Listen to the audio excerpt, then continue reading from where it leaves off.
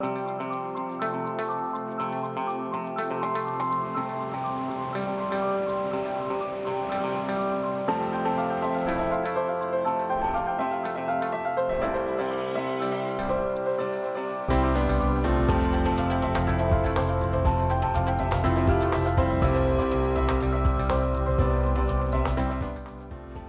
afternoon. Thanks for joining us across the fence. I'm Fran Stoddard. It's not an overstatement to say life as we know it depends on pollinators. The work of birds and bats, butterflies and bees impacts between 75 and 95% of all the flowering plants on the planet. Here in Vermont, researchers at UVM have recently published a study that proves the importance of pollinators is more wild than we know. In a few minutes, we'll hear about what you can do to help pollinators worldwide and at home. But first, let's fly off to Charlotte to take in the sights and sounds of a field ripe for pollinators. Keith Silva has our story. When it comes to bees, Charlie Nicholson knows how to catch a buzz. That's our queen. Oh, she wants to get out. Nicholson studies wild bees. And if you're wondering, aren't all bees wild? Nicholson says you can't be serious. The bee that we all know and love, that honeybee, isn't actually a native wild bee. They can become wild just like we can have wild feral cats. Okay. But honeybees are like chickens or pigs or cows. They're part of our system of animal husbandry. Honeybee is just one bee. We've got over 275 different species of bees in Vermont. And we've seen almost a third of those species on these blueberry farms, which that blows me away, the diversity that we see on blueberry farms. The blueberry bushes at Adams Berry Farm in Charlotte provide the perfect laboratory for Nicholson's research. When I step on this farm, I can smell all that sweet blueberry nectar in the air. I immediately just start hearing bumblebees, boom, boom, going from one bush to another. Those are all wild queens that are living in the fields and the forests surrounding this farm. And they're taking this early spring trip every day from their nest to this just bonanza of pollen and nectar on this farm. And they're taking that pollen and nectar back to their nest to provision their young worker bumblebees to be. So when we talk about wild bees, a lot of those aren't necessarily these large colonies. It's a single, solitary queen. A lone wolf she is, just moving through this landscape, collecting pollen and nectar to feed her young larvae back at home. Nicholson received his PhD in natural resources from UVM in 2018. He began his research by asking what factors make a farm bee-friendly. We looked at, okay, maybe it's the landscape around that farm. Is it surrounded by forests and meadows and wetlands? Or maybe it's what the farmer's doing on the farm. Are they organic or close to it? Or are they spraying lots of pesticides? And so what we found is, surprise, it's both of those things. And they work in sync, right? Such that if you're, a low intense farm, right? You are maybe an organic farm, and you're situated in a landscape with a lot of natural area, we see a lot more abundance and diversity of bees on those farms. Low-input practices go further than promoting pollinator habitats. As Nicholson learned, an abundant bee population equals a better bottom line for the farmer. We saw that farms with really active, healthy bee communities had yields that were larger, so their farms were producing more berries, but those berries themselves were consistently larger, and they were ripening a little bit earlier. So you had more consistently large berries getting to market a little bit early, and more of them, because those farms had this healthy, active, lively bee community. With his work at UVM complete, Nicholson is starting his postdoctoral research at the University of California at Davis. As he leaves the Green Mountains for the California coast, Nicholson brings with him the knowledge of what it means to be a steward of the land. In addition to having the joy of getting to watch and get to know all these beautiful organisms, these wild bees, dealing with Vermont farmers has been just another joy for me. They are an inspiration. They're up here super early, before the bees are, and they're out here super late.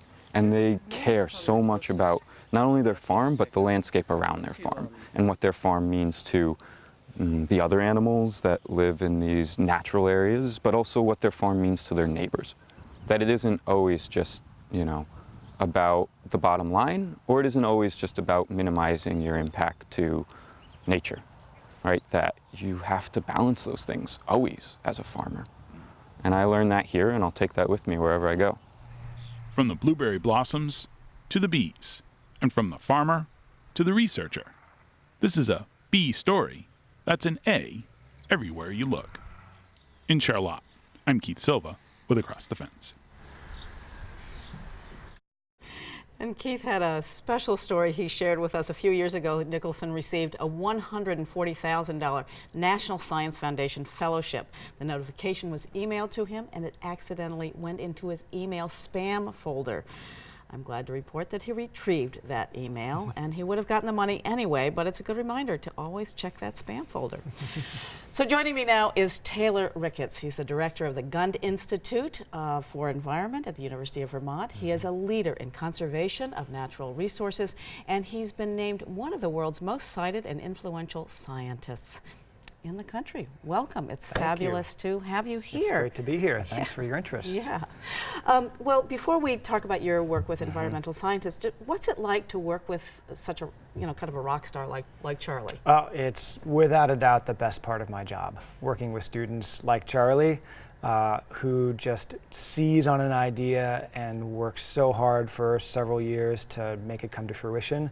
He took this pollination idea that we had when he arrived at UVM and just took it over and owned it and did such a great job. Watching that spot by him just fills me with pride, and he's not the only one. The Gund Institute and UVM are full of people, students that are that clever and that hardworking and are going to go on and change the world. It's just a joy. Important, impactful work. Yes, important, impactful work. So your research that you and Charlie did on pollinators doesn't mean your work is done with that. What else are you doing around pollinators? Well, most importantly, the research is done, but we're still working with farmers to make sure they understand what our research means and how they can manage pollinators. So that work is going on, even though Charlie's winging off to California soon. So that's a really important part, is to make sure that what we've learned becomes actionable knowledge for farmers. So we're going to still be working on that. But on the research front, so many things have led from this, and that's the fun of science, is that questions beget questions beget questions. We're working on climate change now and whether blueberries are going to be able to respond with their flowering times as climate changes, and whether their flowers will be open when the bees are active anymore, and if they can adapt to how climate change might be changing the timing of blueberries in a different way than they're changing the timing of bees emerging. So that's one thing, many, many others. Yeah. So one of the things that the Gund Institute does that's unique is that they bring in many other people, like economists.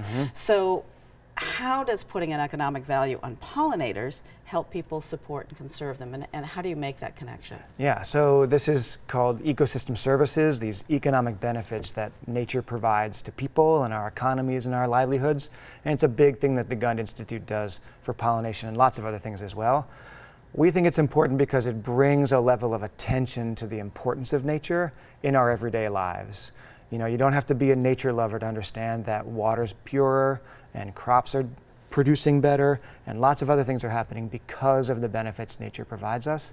And trying to put an economic or monetary value on that just puts a really fine point on just how important they are to our lives. Right. So technology and agriculture certainly have always gone hand in hand, but would you say your work looks for farmers to rely less on technology?